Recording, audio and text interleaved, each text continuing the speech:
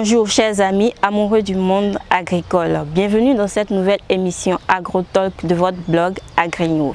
Pour ce premier numéro, nous allons parler d'agroécologie et pour ce faire, nous sommes dans la ferme de Togoudo des Jardins de l'Espoir. Les Jardins de l'Espoir, c'est une ferme qui pratique l'agroécologie depuis plus de 5 ans.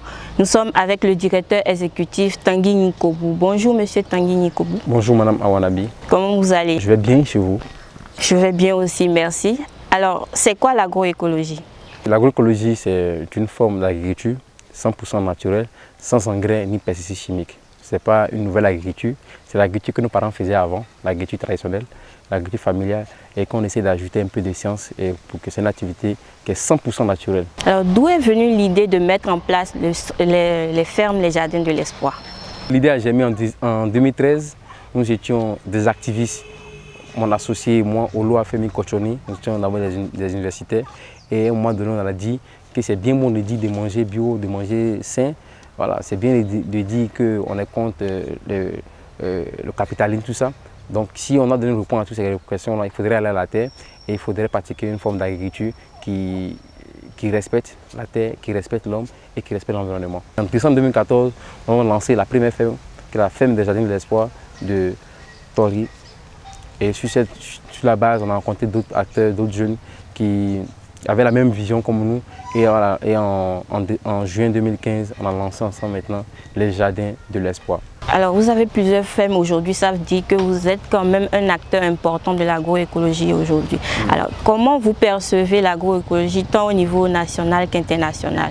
Quand nous voyons tout ce qui est comme dérèglement climatique, quand nous voyons encore les effets néfastes des changements climatiques, que ce soit avec les manques d'eau, avec les sols qui deviennent arides, qui deviennent pauvres. Comme nous savons aussi les inconvénients des pesticides chimiques sur la santé des populations. On voit qu'il y a beaucoup de personnes maintenant qui sont malades, qui naissent malades, qui ont des cancers, tout ça. On sait que ça dû à la base une bonne partie aux pesticides chimiques. C'est vrai qu'au niveau de la sous-région aujourd'hui, le Bénin, je vais parler même du Bénin, l'agroécologie, même si d'autres personnes ne l'appellent pas l'agroécologie en général, mais l'agriculture de façon naturelle aujourd'hui commence à prendre de l'ampleur et nous avons aujourd'hui à travers les réseaux sociaux, pour que nous soyons quand même informés qu'il faut passer aux alternatives d'agriculture chimique et voilà, c'est pour ça que l'agroécologie aujourd'hui paraît bien, se porte bien et on constate même qu'aujourd'hui au Bénin, il y a beaucoup de jeunes entrepreneurs au Bénin qui pratiquent l'agroécologie et c'est quelque chose que nous devons louer. C'est vrai que dans les pays dits développés déjà, l'agroécologie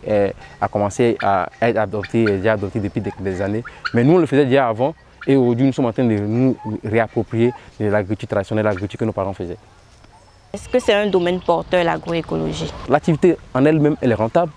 Puisque d'abord, en matière d'investissement, en matière d'investissement, on dépense moins. Parce qu'on parle en faisant du compost, on peut fabriquer ses propres intrants. C'est-à-dire en matière de fertilisation des sols, en matière de lutte contre la ravageur, on peut faire ses propres extraits pour lutter. Du coup, nous on a calculé, on a vu déjà qu'en matière d'investissement, on investit moins par rapport à l'agriculture chimique. Et en matière de rentabilité, c'est vrai qu'il y a une certaine adaptation qu'il faut au premier temps. Mais au bout de 3 ans, je pense que la personne est quand même stable et on n'a rien envié à celui qui fait l'agriculture chimique. Au niveau même des techniques culturelles, nous faisons en agroécologie ce qu'on appelle la station de culture. Donc sur une même planche, vous pouvez voir la carotte et vous pouvez voir l'oignon. Donc avec les mêmes espacements, ce qui fait qu'on aura 2 rendements au niveau de l'agroécologie, ce qui fait que ce n'est pas le cas dans l'agriculture chimique. Et le marché aujourd'hui est là. Aujourd'hui, beaucoup de clients, la clientèle voudraient manger bio, voudraient manger sain, voudraient manger écolo. Donc le message que j'ai dit à tous mes confrères qui voudraient se lancer dans l'agriculture écologique, que le marché est là. Aujourd'hui, si je veux parler même au niveau du Bénin ici, la question n'est pas du marché, aujourd'hui la question est sur la production. Aujourd'hui parce qu'on n'arrive même pas à couvrir la demande. Merci beaucoup M. Tanguy Nikobu de nous avoir reçus sur cette ferme pour notre émission. Chers amis internautes, merci de nous avoir suivis. Nous avons appris un peu plus sur l'agroécologie. Nous vous donnons rendez-vous sur le prochain numéro de AgroTalk.